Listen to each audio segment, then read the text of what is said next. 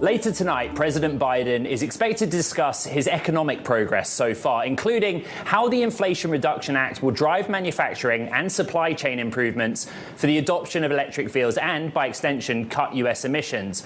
Speaking of which, UP.Partners just published its own Moving World report, which looks at all of the macro and micro trends across mobility and transport in 2023. The venture firm's report is based on hundreds of research studies, dozens of interviews, and draws some critical conclusions. Firstly, that funding for mobility has outpaced most tech sectors. But secondly, mobility has become the most important segment when it comes to looking at how we combat emissions here in North America and beyond. Joining us to discuss, Cyrus Sagari, managing partner and co-founder of UP.Partners. And Cyrus, before you joined us here in San Francisco for the show, you posted on LinkedIn about the report coming out, and hundreds of people engaged with you and said, I'd like to see it. But those are the two key conclusions: more money from VCs into mobility than any other subsector, and also that mobility counts for more emissions. What is it that you've discovered or found? Yeah, thanks for having us.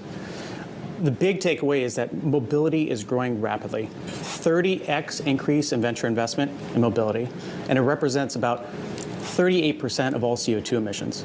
And it's a $10 trillion market. And so we have this convergence of perhaps one of the most important things for society today, which is how do we reduce carbon emissions with how we move things on the ground, air, sea, and space, people and packages.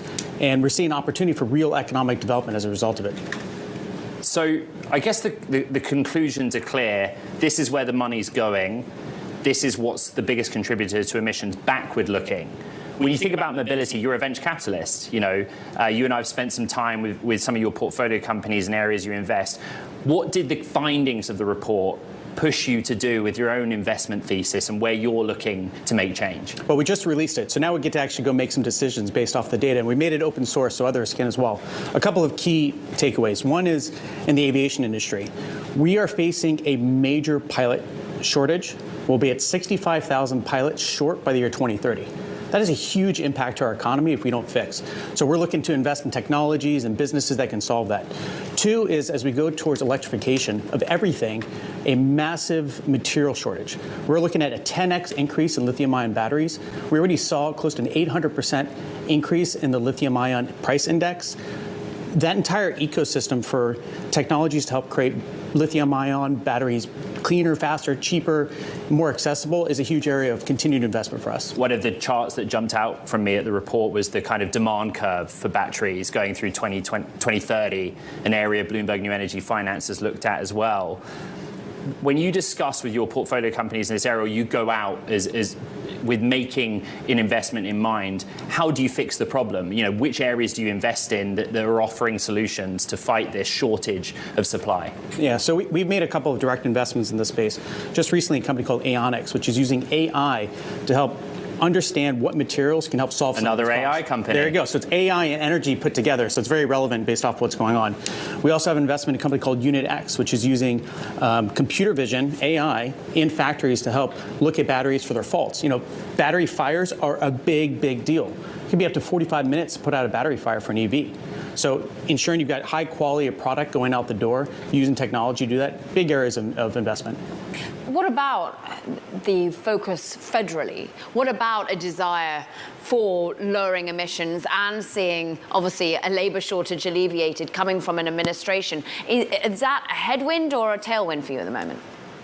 Well, the Inflation Reduction Act has created some pretty significant tailwinds for this whole industry. We're looking at close to $150 billion allocated out of the Inflation Reduction Act into hydrogen, into clean energy, into transportation, which is going to create all sorts of new activity in and around mobility, specifically here in the United States. One big piece of news is the upcoming Green Deal in Europe. They're looking at close to $1 trillion to be allocated towards going net zero by 2050. This is a huge secular change in all things moving people and goods on the ground, air, sea, and space. And so it's having literally an act of Congress, be it here or in Europe or elsewhere, is going to be required to see these major changes in how we move about this planet. I mean, you're a man who's so passionate about how you move about this planet, in particular flying. You've, from a very young age, understood how to navigate the skies. Talk to us about, there are other people who navigate the skies, who run these businesses. I think of the Delta CEO, and many have come on very passionately wanting to bring down their own emissions curve and ways in which to do that. Are you seeing the sort of focus on real innovation here coming from the big companies, or does it have to come from the smaller companies that you back?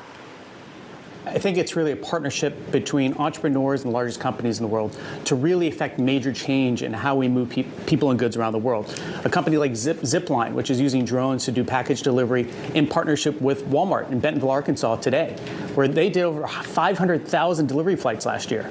And we've seen a 2x increase in the number of drone delivery flights from last year, which doubled the previous year, which doubled the year before. So I think to your specific question, you got to get the entrepreneurs partnering with the largest companies in the world to really collectively transform the way we move things. So you're a very able pilot across a number of classes of aircraft. As you know, my head is often up in space, and I was really interested to see a focus of your report and the opportunity outside of Earth's atmosphere. Why go there? Why look at that? Well, it's really the last frontier for us, is space. And I think it's so important to recognize the consequences of what Elon is doing with Starship. The way people should think about Starship is like the railway to space. It's effectively making it almost free to get a pound of payload to orbit. And when you make it practically free to get a pound of payload to orbit, you can't even begin to understand what the consequences will be in new businesses and opportunities like a base on the moon or Mars or whatever it might be. So this is a huge area of investment and interest, I think, collectively. All right, Sarah Sagari, managing partner, co-founder at UP.Partners. Good to catch up. You know, what's so interesting, Kara, for me as well is the opportunity as an investor. You know, we see so many of these reports, but Sarah's saying there actually sustainability offers an attractive return down the road. Oh, there's another big player that thinks the same. We've got exactly the same sort of conversation coming up. We're going to stick with sustainability. We're going to talk about a company, in fact, that uses robotics, that uses greenhouses to reduce food waste and land use. It's backed by Amazon, nonetheless. We're going to go talk into that in a minute. This is Bloomberg.